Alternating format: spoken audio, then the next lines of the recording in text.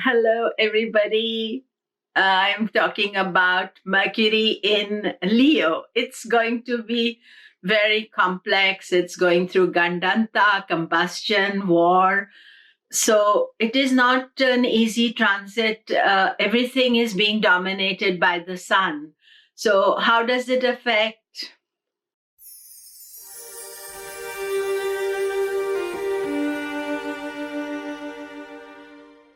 Hello, I'm Komilla Sutton.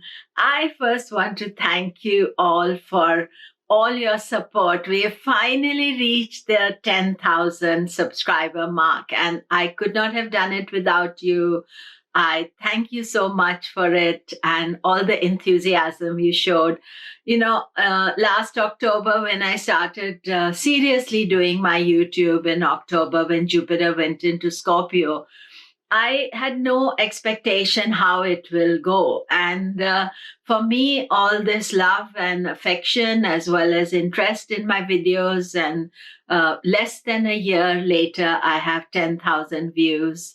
Not views, sorry. I have 10,000 subscribers, and it is all due to you. So I thank you, thank you, thank you. And I'm very thrilled. So, moving on to today, we are talking about Mercury in Leo. And this is a very complex transit. Firstly, Mercury is in Leo from 25th of August, actually late night 25th, early morning 26th in California. So it is suddenly rushing through Leo now. You see, in Cancer, it was for a long time. And it comes into Leo 25th, it is Gandanta, 26th is Gandanta, and it rushes through Leo. And by 10th of September, it is out of Leo into exaltation. So that is good.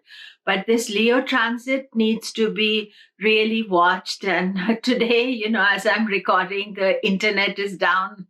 I can't get through to anything. So you see, there's a lot of irritating things that these combustions will do. And the big theme just now is how Sun is dominating, Venus is combust, Mars is combust. I made separate videos for them, and you must know that. And then Mercury joins into this fray. And so you may be all, maybe not big things. Sometimes these combustions cause irritation.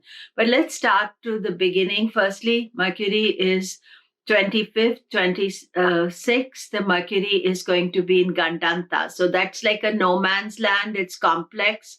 This is the last of the Gandanta transits over the Ashlesha, Magha, Cancer, Leo, Gandanta. So this may throw up, some final issues, some negative things. It may reveal something more positive spiritually, because the Gandanta is a knot which is of issues that have been blocked for many, many lifetimes, and through this life as well.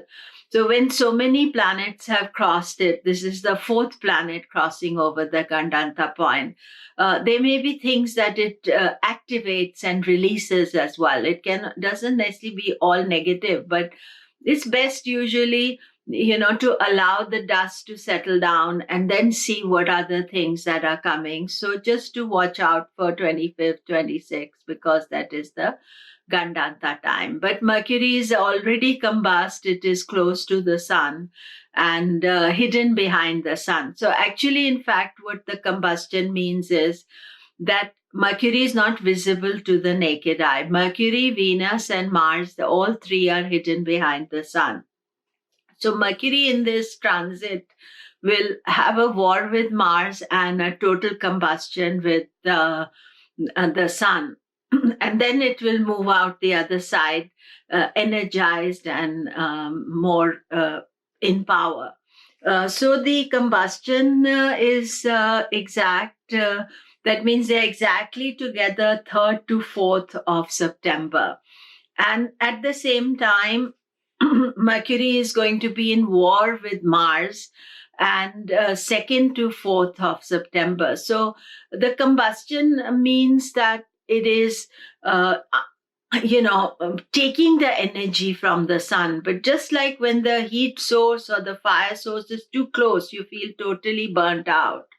And it is also that Mercury feels exhausted, burnt out. It needs some rejuvenation. So, time to take a little bit of break to deal with things. But at the same time, Mercury and Mars are warring with each other. And the sun they are hidden behind the sun. So, there can be a conflict between action and what do you want to do, and what you think, and both of them are pulling you in two different directions. You may want to argue with people, and it is important at this stage to avoid argument. If you can, it is good to avoid argument because there's friction second to fourth. So just let things be. And if you feel aggressive or argumentative, think about it and say, okay, after the fifth, I will have a discussion, not an argument. Because it's all, very heated up. The dialogue can get very heated up.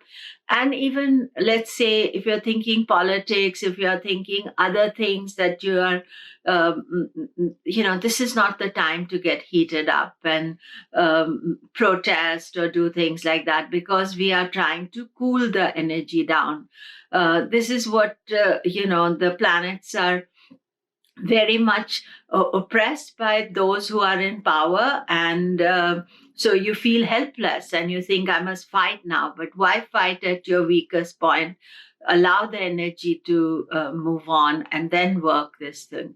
So by the 10th, Mercury will be moving away from combustion, moving away from its wars, and then it will become exalted. It has one more war to go with Venus, but we'll talk about that later when we go into Mercury in Virgo, where it comes into power.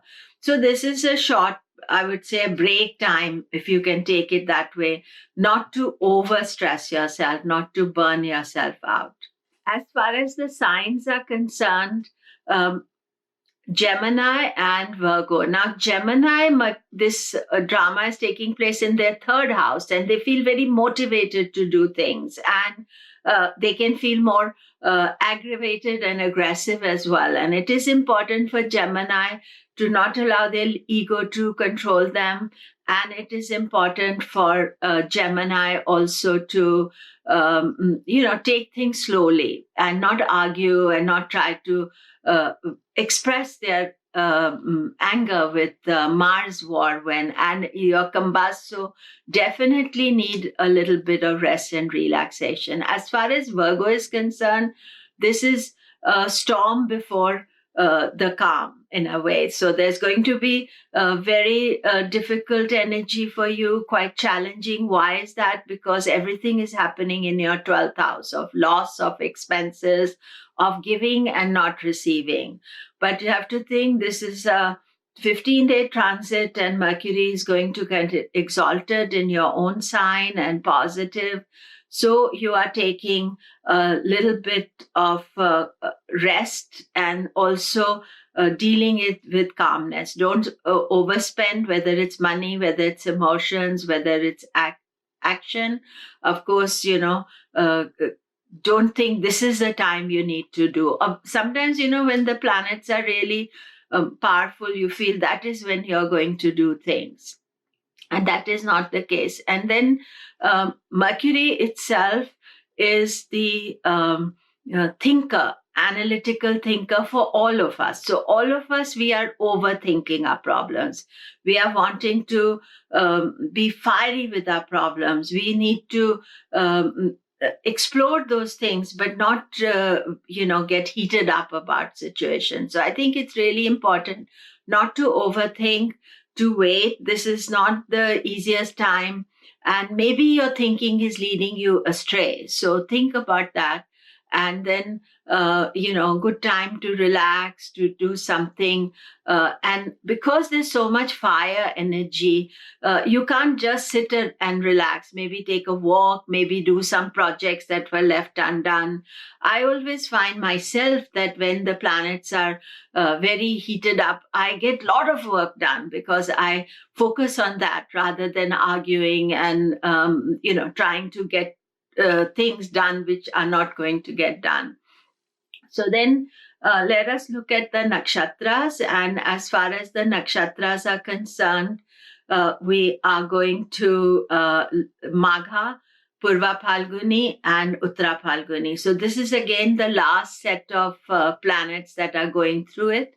So, and Mercury is rushing through all these things. So for Magha, Mercury will be from 25th of August to 1st September. So 13 degrees 20 in just about 6 days. So it's like double speed. So your thinking is also double. And Magha is about the forefathers. It's about your ego and I'm mighty, I'm great. And those are not the things you have to think about. You have to think more, if I need support, let me channel the my forefathers. Let me respect their energy, and to not over think things, not overdo things. That would be important during Magha.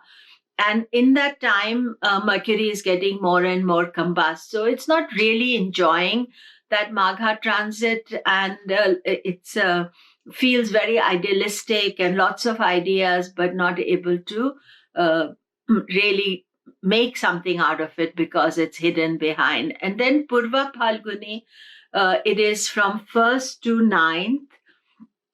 Let me just see, 1st to 8th of September.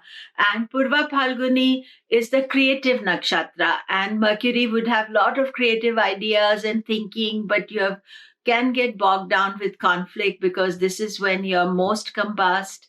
Mercury is most combust and warring with Mars. So avoid getting bogged down with small ideas about what is my share of property, what is my share of this, whatever you have done, because they can be fighting about what belongs to you, what belongs to others. If you have made contribution in something, you may find other people taking over that contribution. And as I told you already, that it is better for you to rest and relax during this time rather than to overdo anything. And creative ideas, let them bubble, let them be there, and don't argue with people about your creative ideas. Keep them private. Work with that energy. That would be the best thing to do. And then we have Uttara Phalguni. That is a little sweet spot in Leo. I've spoken about it for everybody. Mercury is in Sagittarius Pada. It is Pushkara. And it is now about to go into its exaltation sign. So this is a sweet spot. The wars are over. And it is about planning, because Uttara Phalguni is about planning the rules, what you're going to do, how you're going to deal with life. So how you're going to deal with the exaltation. Uttara Phalguni is 8th to 10th. So short 2 days, quickly it's going away to Virgo, which is the exaltation sign. So thank you again. And for my 10,000 subscribers, I really appreciate it. And thanks. And I am going to especially be doing some extra work for you. And look out for the September news where all the signs will be covered and detailed information. Thanks again. And check out my website, komilla.com.